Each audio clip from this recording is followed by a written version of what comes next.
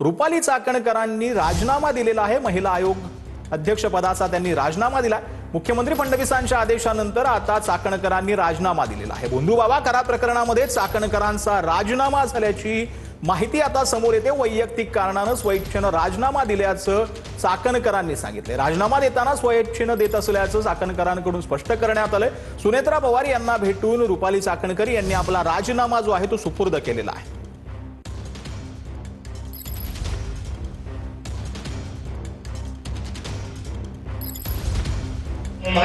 जे काही घडले ते अत्यंत चुकीचे अतिशय घाणेरडे कृत्य आहे। त्याचं कुठेही आम्ही समर्थन करणार नाही।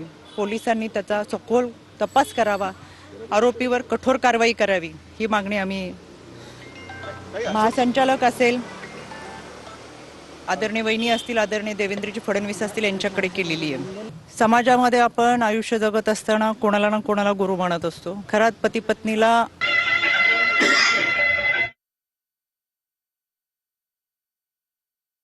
ते अत्यंत चुकीचे। समाजामध्ये आपण आयुष्य जगत असताना कोणाला ना कोणाला गुरु मानत असतो। घरात पती पत्नीला माझ्या परिवाराने गुरु मानलं, आम्ही गुरु मानलं। गुरुपौर्णिमेचा असेल, या कार्यक्रमाच्या निमित्तानं विद्यार्थ्यांच्या शैक्षणिक साहित्य वाटपाचा असेल, या निमित्तानं आम्ही उपस्थित राहत होतो। यामध्ये एखाद्या व्यक्तीला आपण गुरु मानले आणि त्यानिमित्तानं संपूर्ण कुटुंब आम्ही त्या कार्यक्रमात उपस्थित राहत होतो। पण त्याची दुसरी जी बाजू आहे ती कधी आमच्या समोर आली नाही, काही माहीत असायचं कारण नाही। तर रुपाली चाकणकर यांनी राजीनामा दिल्यानंतर आपलं स्पष्टीकरण देखील दिलेलं आहे। खरातला मी माझा आध्यात्मिक गुरु मानत होते। त्यांच्या सोबतचे जे माझे काही व्हिडिओ आहेत ते फार जुने होते आणि ते आता मला सॉफ्ट टार्गेट करण्यासाठी वापरण्यात आल्याचं देखील यावेळेला रुपाली चाकणकर यांनी म्हटलंय। खरातच्या पाद्यपूजेच्या व्हिडिओवरती आता चाकणकरांनी स्पष्टीकरण दिलेलं आहे। माध्यमांमधून सातत्याने दाखवले जाणारे व्हिडिओ हे काही वर्षापूर्वीचे आहेत। गुरुपौर्णिमेच्या निमित्तानं अनेकांनी ती पाद्यपूजा केली, तशी मी माझ्या पतीने देखील ती पाद्यपूजा केली।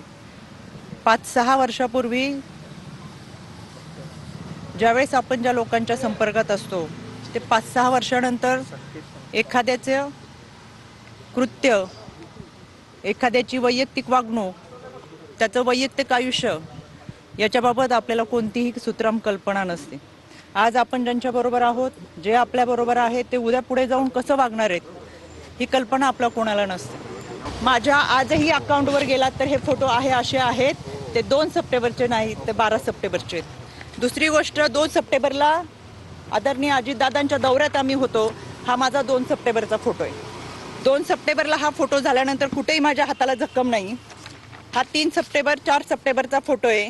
माझ्या या भागामध्ये अधिकाऱ्यांच्या समवेत रस्त्याची पाहणी आहे, कुठेही हाताला जखम नाही। हा 4 सप्टेंबरचा आहे आणि हा 5 सप्टेंबरचा फोटो आहे, कुठेही हाताला जखम नाही। कुठला दिवस होता, काय होता विधी तो माहीत नाही। आणि हा 6 सप्टेंबरचा आहे, कोणतीही हाताला जखम नाही।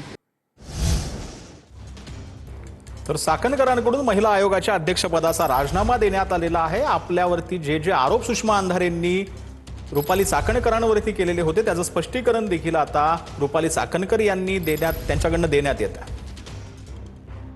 अशा पद्धतीने जे काही गोष्टी 2 दिवस चालू आहेत, चुकीच्या बातम्या चालू आहेत, एखादी व्यक्ती पुढे जाऊन कशी वागती, त्याचं कृत्य, वैयक्तिक आयुष्य आपल्याला कोणाला माहीत नसतं। आम्ही जोडलो होतो तर मी पहिल्याच दिवशी ट्विट करून सांगितलं, हो आम्ही संस्थानाशी जोडलेलो होतो, देवस्थान ट्रस्टमध्ये होतो। ते फोटो माझ्या आहेत, अनेक वर्षापूर्वीच्या आमच्या कुटुंबाबरोबरचे फोटो तिथं होते आणि एखाद्या गुरुची पती पत्नीची पाद्यपूजा करत असताना गुरुपौर्णिमेच्या दिवशीचे फोटो आहेत। विशेष म्हणजे अनेक लोकांचे फोटो याच्यामध्ये आहेत, पण केवळ महिला म्हणून ज्या पद्धतीचं सॉफ्ट टार्गेट गेल्या 2 दिवसामध्ये करतात ते अत्यंत चुकीचं आहे। तर मुख्यमंत्री फडणवीसांच्या आदेशानंतर चाकणकरांनी राजीनामा दिलेला आहे। भोंदूबाबा करार प्रकरणामध्ये चाकणकरांचा राजीनामा झाला आणि चाकणकरांनी आपली बाजू देखील यावेळेला मांडलेली आहे। वैयक्तिक कारणाने राजीनामा दिल्याचं त्यांनी आपल्या पत्रामध्ये म्हटलेलं आहे, परंतु त्यांच्यावरती जे जे काही आरोप झाले आणि सोशल मीडियावर जे काही व्हिडिओ आणि फोटो व्हायरल झाले त्यानंतर त्यांनी आपला राजीनामा सुपूर्द केल्यानंतर सर्व स्पष्टीकरण दिलं। काही जणांनी पत्रकार परिषद घेऊन सातत्याने चुकीच्या बातम्या पसरवण्याचा प्रयत्न केला। कुणीतरी त्यांच्या आजच्या बातमीत दाखवलं 2 सप्टेंबरचा फोटो आहे कायद्याच्या चौकटीतून ह्या सगळ्यांना आम्ही नोटिसा पाठवू. चुकीच्या पद्धतीने बदनामी करणं, अश्लील टीका टिप्पणी करणं, खोटे नरेटिव्ह सेट करणं, खोट्या बातम्या प्रसार करणं, या सगळ्यांच्या बाबत कायद्याच्या चौकटीतून प्रक्रिया नक्की करेल.